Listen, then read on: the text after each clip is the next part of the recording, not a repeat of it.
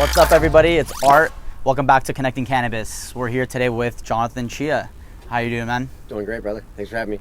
Of course. Why don't you just go ahead, give us the intro, tell us who you are, what you do, what brought you here today. Yeah, my name is Jonathan Chia. I'm a former Army combat vet. Been in LA for about 10 years. But it started out as a director and a photographer. Then that led into a lot of marketing situations. So about 3 years ago, I started my own creative agency and production company, and we do tons of tech development that my partners were already into before we became partners. And a core part of our business is the cannabis industry. Very cool. So you're an Army veteran turned entrepreneur.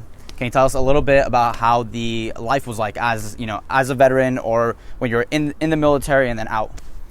In the military, you basically didn't have a life. It was dedicated directly to the military. I was an infantry guy, so most of that time was dedicated training to go to war.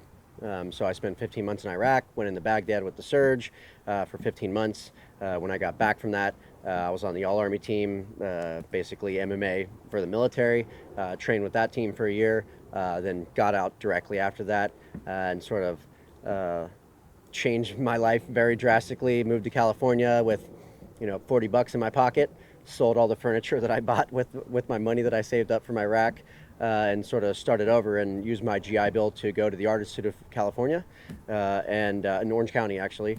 Then went for digital photography, and that was about the same time that DSLR cameras were getting big. The Mark II came out, and that led quickly into directing. Very cool. Yeah, off camera, we were talking a little bit. You were telling me about your experience with, some buddies that you had or people that have come out of armed forces. And the reality of the situation is that people are, these men and women, they're serving for their country. They're coming back home, and they have all these problems. PTSD, they have pain from, getting injured or even worse, right? Yeah. And so what are kind of some of the current options that these people have that are legal and like traditional options? Legal options for soldiers dealing with PTSD is you go to the VA, and they give you anything from starting off with non-narcotic stuff like Paxil, Zoloft, to straight narcotics like Xanax and Oxycontin. And I was one of the soldiers, and really in the military, cannabis is demonized. Anything that has to do with it. There was you couldn't smoke cannabis, but there was definitely a 7-Eleven style, no taxes liquor store, 8 of them on every single post. And that would cause, all the things that stem from alcohol, DUIs, beating your wife, just doing insane shit. And especially when you're training to go to war, you're sort of hyper focused and hyper aware of everything. So when you drink and you black out, you could, act on some of these things. I see everything from fights to, people beating their wives. And sorry to say that's the kind of stuff that happens when you get blacked out drunk, and you're very hyper focused in your job, and your testosterone is through the roof, So I chose to use cannabis all throughout instead of taking the traditional things that the VA or the Army would give you. And so those traditional medicines that these people are taking, what are some of the downsides to going that route that you've seen? Well, both of my best friends from Iraq, when we got back, they went to the VA and they gave them a pocket full of Xanax, and I don't even know why they were giving them Oxycontin. So generally when you get addicted to Oxycontin, which is a pharmaceutical form of heroin, when you get out of the military or when that money runs out, the supply runs out, you turn to heroin. And so both of my best friends died with a needle in their arm probably 1 year after getting back from Iraq, and there was me that was legal. You could run around base with your pocket full of pills, and you would hear people like, because you had cargo pockets, you would hear people sort of like swishing down the hallways with a pocket full of pills.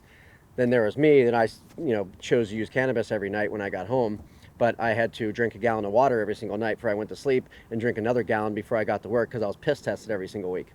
And because it was it's okay for that much demonized, So it's okay for legal medications like Zoloft, etc., to show up in your urine test. It's not okay for cannabis to show up in your urine test. Oh no, is that demonized? You'll get straight kicked out of the military. Okay. And so your stance is you truly believe cannabis and CBD in general can help people in and outside of the military when they come back home, correct? 100%, absolutely. Not saying that people need to be smoking every single day when they're say an infantry guy like I was, and you're super hyper focused on things, and you're shooting weapons and bullets right next to your battle buddy's face.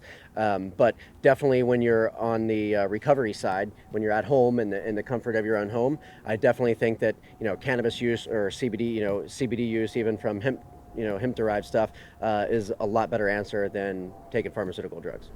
It seems like there's a ton of like legal hurdles in the way until we get there, though, right? So like, what are some of the horror stories that you heard from the legal point of view of people opting to use cannabis or CBD as opposed to these legal prescription medications? Some of the things that I've seen happen is people have came back from the military, and just like me, like I think a couple years into LA, I was like, oh, I want to do it legally, so I want to get my medical cannabis card, and you're sort of told that those files sort of stay with that doctor, but apparently that is sort of a national database that the government has access to, and a lot of soldiers that I know have gotten their right to use a VA hospital,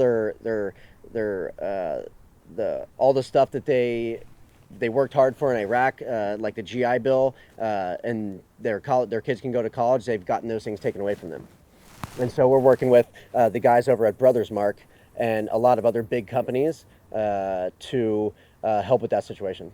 So these veterans are dealing with a ton of legal hurdles just because of simple cannabis use, right? Regardless of the fact that it's literally legal in California and a ton of other states, even CBD, right?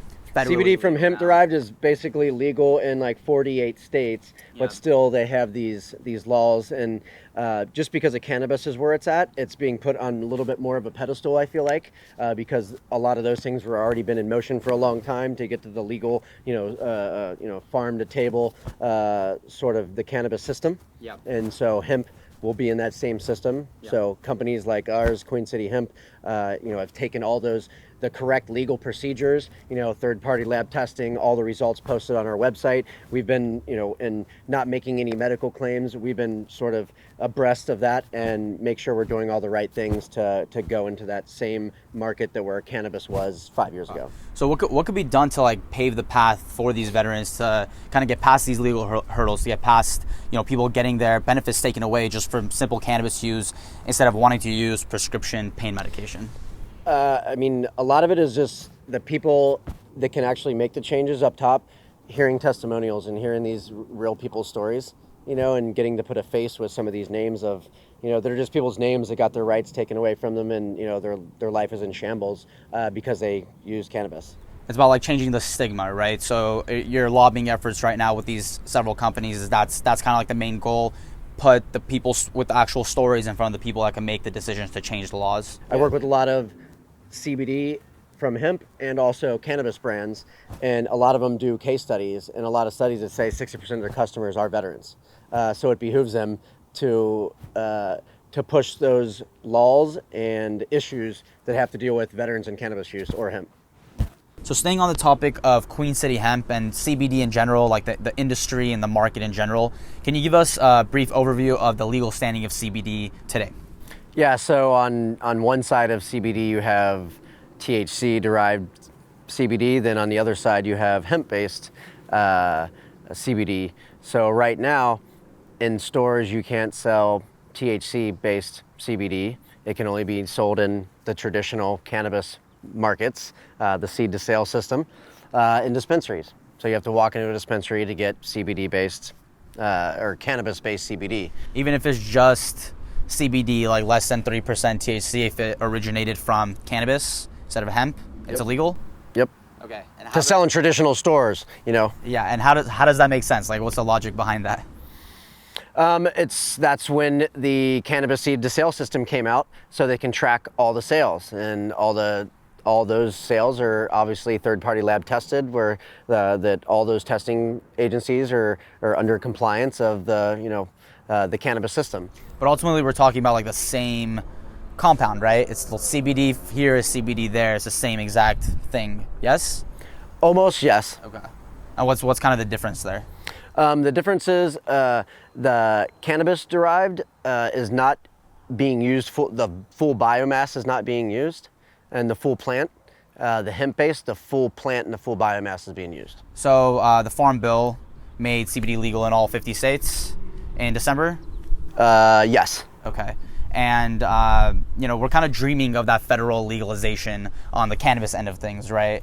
But are there still any legal hurdles in the way after CBD got federally legalized, or is everything in the clear now and everything's good to go? No, it's still tricky, especially when you're selling direct to consumer online. You have to find the correct payment processor, that works for you. And there's banks in the industry that work with CBD? There's some banks in the industry. There's some payment processors out there, and every day they're working towards, a lot of companies are working towards better solutions. But I would definitely say, do deep research with a company that you can work with for a very long time and make money with as this industry, does a 20x. What other legal hurdles are in the way with CBD? Like I said, each state, they're governing themselves. So some distributors you work with might not go over state lines. So that might mean you can't get a distributor in sort of a regional area where normally in traditional beverage sales, that's how you would operate. Yeah, I'm just looking at it from the cannabis industry point of view, right? And if, we're always like, man, federal legalization, that's going to solve all of our problems and it'll be great. But then just looking at CBD happened with CBD, but there's still all these things that you guys have to deal with. What do you think, what's the solution, right? What's the answer to that problem? I mean, with things becoming federally legal, that always leaves the government in a lot of control at that time. And the government isn't exactly the greatest functioning, governing body ever.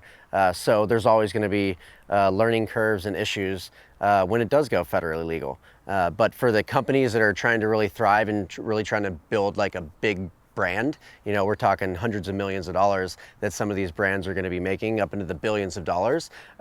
We want to work under the, whatever compliance we have to do federally to make our brands thrive. And so where do you see the CBD industry going in the next 5 to 10 years? I think they're underestimating the CBD market. There's a lot of brands in the market right now, so we're just waiting till a lot of these brands that are in food additives, it's less of a gray area, and we can start thriving, a lot more in going into more retail stores. So we've got the Freedom Jerky on one hand, and proceeds from this go to help veterans. Another company in their arsenal is Queen City Hemp, which is a CBD company. So we have CBD tincture over here, 750 milligrams, peppermint flavor. We have CBD seltzer over here, which is super interesting, super unique. It's the first time I've seen a seltzer being done with CBD. And so, on one hand, this could help veterans as well that don't want to go the cannabis route and, want to try something that's non-psychoactive, right? And so why don't you, tell us a little bit about Queen City Hemp and the background about this company. It was the first ever CBD brand in Ohio, and as far as I know, it's the original and first ever CBD seltzer water brand in the world. Since then, we came on about a year ago, and work side by side with them on a daily basis, as everything from social to events, and really growing the brand with them. We're really excited about what's going to happen in the next 2 years. A lot of the bigger guys have tried to come into the game, and a lot of them has failed. So it just shows that the market isn't always exact or plannable as you think. Daily things are changing. So you really got to be engulf yourself in the industry to really be a player these days. So last we spoke, before we did this interview, one of the things that actually really excited me to do this interview is the fact that you were telling me the CBD company is doing extremely well. And that's interesting, right? You have a company that's in a great area that's doing very, very well in an industry similar to cannabis, but you can't advertise, right? You can't go through traditional Facebook or Google or Instagram, none of that, right? So tell us, how do you get the company to grow up and be a mature company, profitable in a situation like that? Well, right now we're in a ton of retail stores all over the Midwest, and we're getting ready to launch California. But a good core of that stuff is online, which we really started developing about 6 months ago, and really started putting a little bit more interest in that. So right now, if you Google CBD seltzer water, we're the #1 brand that comes up. Wow. If you Google some of our other SKUs that we work hard to get on page 1 of Google, we're number 12 for CBD salve, hemp salve. So SEO is one of the things that we've been working hard on, that will drive organic traffic. Being #1 on Google when somebody Googles that product vertical. Okay, so you saw we can't do the traditional ads. Facebook doesn't want it, Instagram doesn't want it, Google doesn't want it. So what can we do is the organic, right? So you have the SEO on the Google end of things. Are you guys doing any efforts in Facebook or Instagram to grow those pages itself, or is it more so SEO and Google focused? Yeah, we work hard on growing those, and how we do through that is through education. You know, that's going to be one of the biggest things we think. And when it's education based, the algorithms in Google or whatever you're on seem to push that a little bit higher. People seem to share it a little bit more when, you know, you're actually teaching people things. So that's been one of the avenues that's worked really well for us. You know, I don't know if that's like a secret to success or anything, but anytime you're educating and sort of tugging at the heartstrings, it compels people to action a lot more. That's awesome. That really gives us like a crystal clear idea of what's going on. You know, you have the SEO, you have the PR, and you have, you know, kind of all the other unique components that make a brand, right? But what is a unique challenge that somebody might face starting their own brand? What is something that most people are unprepared for going in? Yeah, one of the things that's highly underestimated with starting a brand is sales. Obviously, you guys know it. You guys are sort of a sales-based brand, and you sort of only eat what you kill, you know? So I think that when people think they can go on Fiverr, make a logo, you know, put some fucking oil in some vapes, slap a logo on it, that sales just sort of happen and people open the doors for you because a couple people said, you know, it looks cool or it tastes amazing.